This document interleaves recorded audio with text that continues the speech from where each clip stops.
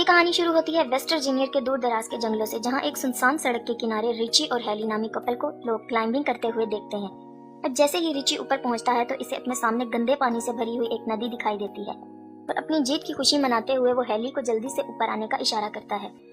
अब हम हेली को देखते हैं जिसका पाँव ऊपर चढ़ने के दौरान फिसल जाता है और वो हवा में लटक जाती है, लेकिन खुद को संभालते हुए वो एक बार फिर से चढ़ने की कोशिश करती है, जहाँ इस बार वो रिची को मदद के लिए पुकारती है, लेकिन रिची को सामने ना देखकर वो परेशान हो जाती है कि अचानक अपने चेहरे पर खून के कुछ कतरे गिरते देखकर वो हैरान रह जाती है।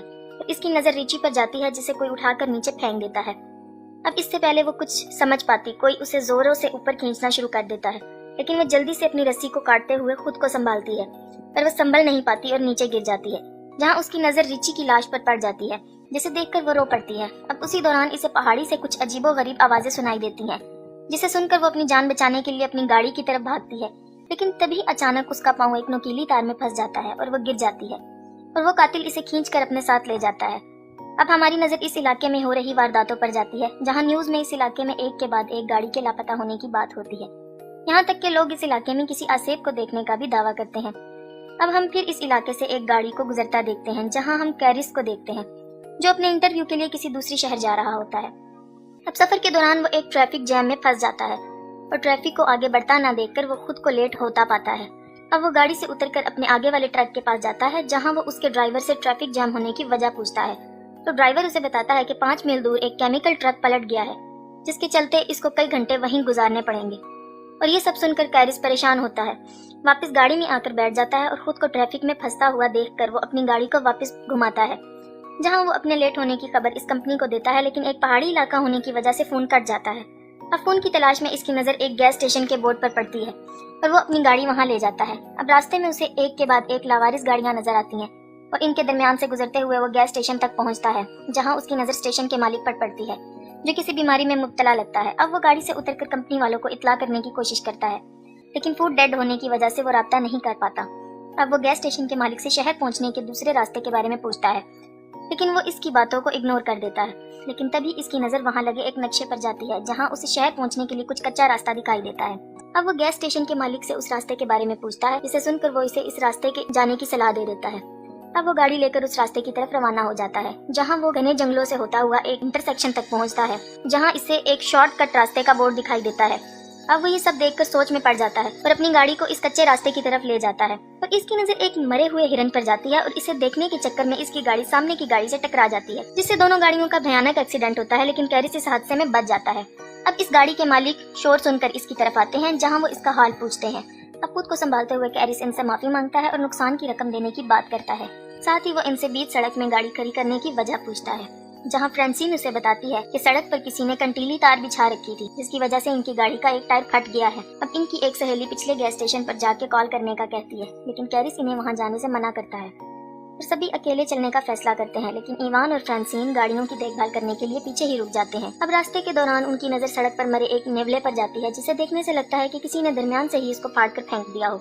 थोड़ी दूर जाकर इन्हें जंगलों में गाड़ियों के कुछ जलते हुए टायर दिखाई देते हैं, जिसे देखकर उसे खतरे का अंदेशा होता है और वो सबको आगे बढ़ते रहने का कहता है। वहीं फ्रांसीन और हम एवान को देखते हैं, जिन्हें पास की झाड़ियों से कुछ हलचल महसूस होती है और वो इस जगह को देखते जाता है और फ्रांसीन इसे वहां ना पाकर परेशान हो जाती है और इसे ढूंढने इसके पीछे जाती है, और जहाँ चलते चलते उसकी नजर इवान के एक जूते पर पड़ती है और वो जैसे ही वो इसके नजदीक पहुंचती है तो इवान कटा हुआ कान दिखाई देता है और वो इसे देखकर रोने लग जाती है कि तभी वो शख्स इस पर पीछे से हमला करते हुए इसे मौत की घाट उतार देता है।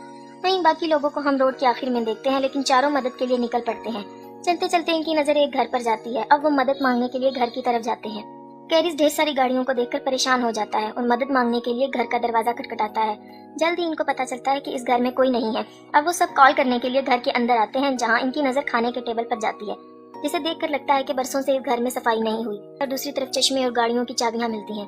अब जैसे ही वो फ्रिज को खोलता है, इसके होश उड़ जाते हैं। हम फ्रिज में ढेर सारे इंसानी अज़ा को देखते हैं और जैसी को भी एक कमरे में वही कंटीली तार दिखाई देती है, जिसने इसकी गाड़ी का एक टायर को फाड़ा था। अब ये सब देखकर चारों वहाँ से भागने लगते हैं कि तभी कैरिस की नजर खिड़की से बाहर जाती है, जहाँ इसे एक गाड़ी इनकी गाड़ियों के साथ वहाँ आते हुए दिखाई देती है। अब चारों घर के पिछले दरवाजे की तरफ भागते हैं, लेकिन दरवाजा बंद होने की वजह से चारों बहुत खौफजदा हो जाते हैं। वहीं दूसरी तरफ हम इस कातिल को अंदर आते देखते हैं। वो अंदर आकर फ्रांसीन की लाश को जमीन पर फेंकता है और हमारी नजर वहाँ कैरिस और जेसी पर जाती है, जो इसकी लाश को देखकर सकते में आ जाते हैं। और वहाँ हम पहली बार 3 आदमखोरों को देखते हैं जो फ्रांसिन की लाश को उठाकर टेबल पर रखते हैं और अपने तेज धार औजारों से इसको काटना शुरू कर देते हैं। जहाँ ये खूनी मंजर देखकर जैसी ही कार्ली चिल्लाने लगती है, वैसे ही स्कॉट इसके मुंह पर हाथ रख देता है। अब कुछ देर बाद वो आदमखोर लाश को खाकर गहरी नींद में सो जाते हैं। जहाँ मौका पाकर सभी दबे पांव वहाँ से निकलने की कोशिश करते हैं कि इसी बीच एक आदमखोर की नजर इन पर पड़ती है, जिसे देखकर सब ही घर के पीछे भागना शुरू कर देते हैं। अब ये देखते ही देखते अचानक वो आदमखोर ढूंढते हुए वहाँ आ जाते हैं और कैरिस इनकी गाड़ियाँ चुराने का प्लान करता है और चिल्लाते हुए इसका ध्यान अपनी तरफ करने की कोशिश करता है। लेकिन तभी एक आदमखोर इस पर गोली चलाता है और वो जख्मी होकर गिर जाता है। ये देखकर बाकी 3 हैरान रह जाते हैं। अब स्कॉट को जंगल में भागते हुए देखते हैं और जैसे ही इसकी नजर इस ट्रक की तरफ जाती है और वो इस ट्रक को देखकर इसकी तरफ जाने लगता है कि इसी वक्त एक तीर इसके सीने में आर पार हो जाता है और वो तीनों अपनी जान बचाकर भाग निकलते हैं। जहाँ कुछ दूर जाकर इनका ट्रक कीचड़ में फंस जाता है और इन सबको वो ट्रक वहीं छोड़ना पड़ता है। तीनों अपनी जान बचाते हुए जंगल से सड़क की तरफ निकल पड़ते हैं। दिन से शाम हो जाती है और वो आदमखोर इन तीनों के शिकार पर निकल पड़ते हैं। दूसरी तरफ वो तीनों थक कर एक जगह आराम करने के लिए रुकते हैं, जहाँ कार्ली इनको ऊपर देखने का इशारा करती है और जैसे ही वो पलट कर देखते हैं, इन्हें अपने सामने एक वॉच टावर दिखाई देता है, जिसे देखकर वो खुश होते हैं और हम इन तीनों को ऊपर चढ़ते हुए देखते हैं।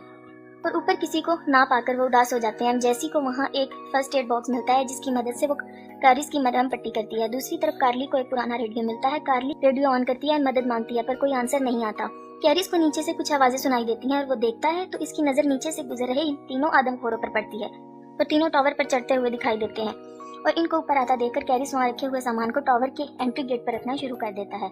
और कुछ देर बाद वो इनको वहाँ से जाते हुए आता है और कार्ली रेडियो पर अपने लोकेशन बताती है और तभी वो आदम को रेडियो की वायर को तोड़ डालते हैं और टावर को आग लगा देते हैं। अब खुद को जलता देखकर कार्ली अपनी जान बचाने के लिए वहाँ रखे एक बक्से की मदद से टावर की खिड़की को तोड़ डालती है और कैरिस की नजर टावर के नीचे दरख्तों पर जाती है और तीनों अपनी जान बचाने के लिए दरख्तों पर कूदते नजर आते हैं, जिन्हें नीचे खड़े आदम को देख लेते हैं और तीनों को पकड़ने के लिए दरख्तों पर चढ़ना शुरू कर देते हैं। और इनको आता देखकर वो तीनों एक दरख्त से दूसरे दरख्त पर जाते दिखाई देते हैं, जहाँ एक दरख्त को पार करने के दौरान एक आदमखोर कार्ली के नजदीक पहुंच जाता है और मौका पाकर अपनी कुल्हाड़ी से इसके चेहरे पर वार करते हुए इसके 2 टुकड़े कर डालता है। तब कैरिस खुद को संभालते हुए उठता है और तभी उसे अपने पीछे एक गाड़ी का शोर सुनाई देता है और इसे एक पुलिस की जीप दिखाई देती है और वो भागते हुए इस गाड़ी को रोकता है। जैसे ही पुलिस वाला इसकी मदद के लिए आगे बढ़ता है, उसी वक्त एक तीर इसकी आंख के आर पार हो जाता है।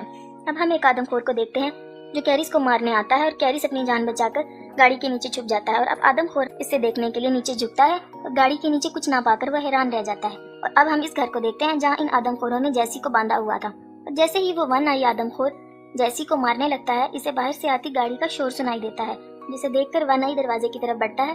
कैरिस गाड़ी लेकर इस पर हमला करते हुए कुचल डालता है और गाड़ी से उतरते ही वो आखिरी बचे हिवान को एक नुकीली तीर से हमला करते हुए इसे भी मार डालता है।